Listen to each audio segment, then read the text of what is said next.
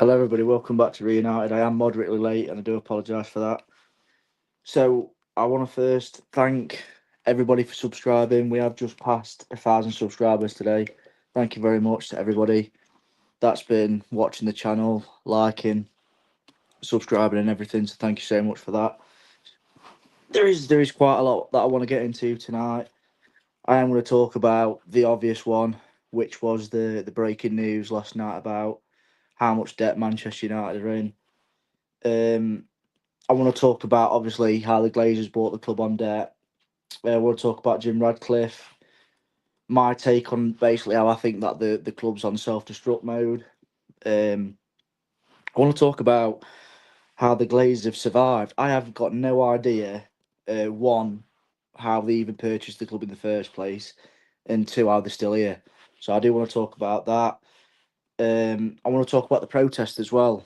That's going to be a good one. I want to talk about the protest. I want about how we're going to move forward as a fan base, how segregated the fan base is, and I also want to touch on why I started this journey on YouTube. So I have got quite a lot to get into tonight. Like I say, sorry for being late. Thank you to everybody that subscribed. We have just got over 1,000 subscribers. Thank you to everybody. So let's get straight into it. So if anybody's got eyes and ears, it's not very hard to work out the breaking news, is it, about Manchester United submitting the final financial statements yesterday. Just a bit of a damning reality, to be fair. A wake-up call to how much the club is actually in debt. So I know everybody's probably aware, but I'm just going to remind you, Manchester United are in £1 billion debt. Shocking, but not surprising. So the club is £1 billion in debt. So my first problem is number one, how did the Glazers get away with borrowing £500 million, buying the club on debt, and then taking dividends out, but still owing money? So 20 years later, the Glazers are still in charge. The debt's doubled, but they've taken out millions and millions and millions of pounds. If that was anybody else, you know, I think it's criminal, personally, Henry. They've never gotten rid of the debt. We've always been in a mess. And it's like financing a car, not paying for it, then going to get another car. Yeah, 100%. That is exactly it. I still can't get my head round how they borrowed £500 million and then bought the football club. But anyway, Jim Radcliffe. Let's just touch on Jim Radcliffe. So, if you think Jim Radcliffe is or the main problem, doesn't matter if you think it's Radcliffe making the decisions or if you think it's the Glazers are still using them as a puppet. It's irrelevant. Radcliffe got in bed with the Glazers. They're still cooperating with each other to make the decisions. And let's be honest, no decisions can be finalised without Avram or Joe Glazer saying they say so. So, yeah, we're in such a worse position since Jim Radcliffe came in. I mean, we've always been in a bad position whilst the Glazers have been here due to the debt and how the club's been poorly run. But since Radcliffe's come in, there's been, with that financial statement yesterday, we understood how much we've spent recruiting Dan Ashworth, obviously giving Ten Hag the new contract, and how much it actually cost us to get rid of them. I think it was £15 million to get rid of Dan Ashworth and Ten Hag. These are unforgivable mistakes. Fergie retired because he knew what the future held the club and how the Glazers were toxic. Yeah, I think Fergie knew that it was that I won't say coming to an end, but it was definitely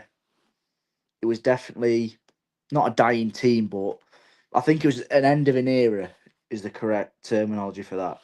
So I want to talk about how I think it's almost like the unthinkables happening at the minute. I think we're on self-destruct destruct mode as a football club. Look at all the dramas that Man United's had to deal with in the recent past. The Mason Greenwood saga, that's one of them. Obviously, Cristiano Ronaldo. How in my opinion, we mistreat Cristiano Ronaldo. Then he went and did an interview with Piers Morgan. The Sancho saga, the Rashford saga. There's just so many issues that we've had to deal with as a football club, and it's almost like, in my opinion, the football club's been on self-destruct mode for the last 5 years. It's an absolute joke. It's on and off the pitch. It's absolutely everywhere. So I want to talk about, obviously, the Glazers. So, in my opinion, I'm going to get onto the protests in a minute. The Glazers just seem to survive everything, and it's so frustrating. They survived the Super League. They've survived, obviously, the violent protest in 2010. They've Doesn't matter what the Glazers do, they always seem to get away with it. It's almost like it's like a nuclear bomb's gone off, but the Glazers always seem to survive. It's in us as fans. I don't think we always stick together. Obviously, it's so divided, and it's so hard to keep everybody together. But the Glazers just seem to get away with murder almost. They get away with the most horrendous things. Like obviously they didn't get away with the Super League, but they think that they're going to get away with the ticket prices. That we're going to foot their bill when they're the ones with the interest on the debts. They're the one that bought the club on the debt. All of it is their fault. All that we're doing as fans is going out every single week to support our football club and just to want them to do well.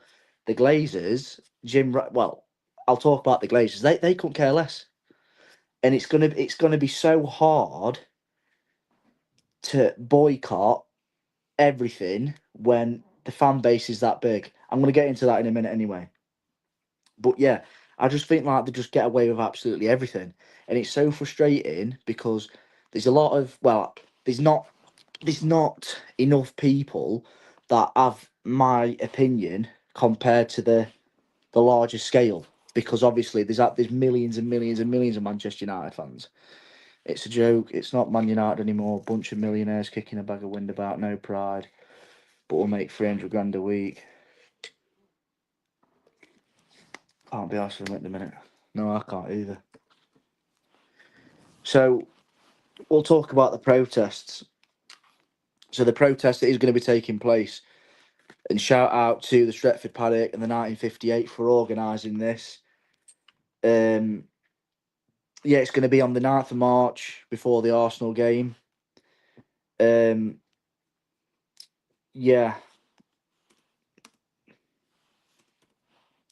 Sorry about that. Yeah, so it's going to be on the 9th of March. The protest is going to be on the 9th of March. I advise any Manchester United fan to come of any age. It doesn't matter if you go to the games every week. It's so irrelevant.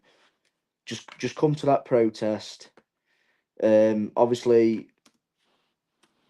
the authorities have been made aware of the date. They haven't been made aware of the time. Obviously, they don't want to give too much away. But yeah, they have been made aware of it, obviously. But the one thing I will say about the protest is, I don't want to sound negative, but as fans, I feel like we're fighting a losing battle all the time. As fans, I feel like no matter how much we protest, how much we try to make a difference, it's just not going to be enough. It's so hard to explain. It's so hard. I mean, Old Trafford holds 74,000 people. We do well to get 5,000 people to either stand up and leave. We've tried this so many times in the past, and the protests for me are never consistent enough. I'm not being negative, I'm just being honest. The protests aren't consistent enough, and it's so hard to get everybody on board. It's an absolute nightmare. Like, everybody, the majority of the fans have the same views as me, but to spread the awareness out there for people to boycott at a certain time. It's so hard, and I just feel like we're not consistent enough as fans. Like what the Glazers and Radcliffe are planning with the ticket prices and everything else is criminal. It's absolutely criminal.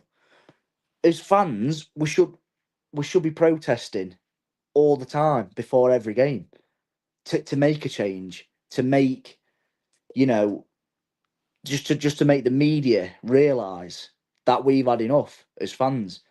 But like I said, the fan base is that big, it's almost impossible to get people to follow you. Yeah, like I said, the fan base it's not only that big, it's segregated. So you've got I'll break it down, I'll make it easier. So you've got your diehard Stretford End fans, your TRA that go, well, I say they go most weeks. Let's say they go most weeks. That's one category. You got your dad and lad who go to the games, the family stand. You've got the tourists that just want to be there just to take the pictures, and then you've just got your average fans. There's so many fans that go to Old Trafford on a match day, and then you've got people that travel. It's it's so hard to spread the awareness to go. Do you know what? This certain day, we're either not going to go to the game, or we're going to leave on the 80th minute. When people's either flown in or whatever, if they come from Ireland, doesn't matter where they come from, they might be travelling. It's hard to spread that awareness to make people either completely boycott the game or leave on a certain time. Spill me drink. But yeah, it's up to people. I mean, I know I get that I'm just a small fish in a big pond at the minute, but you just have to keep spreading the awareness, keep trying your best to make people aware. Just replying to something. Sorry about this.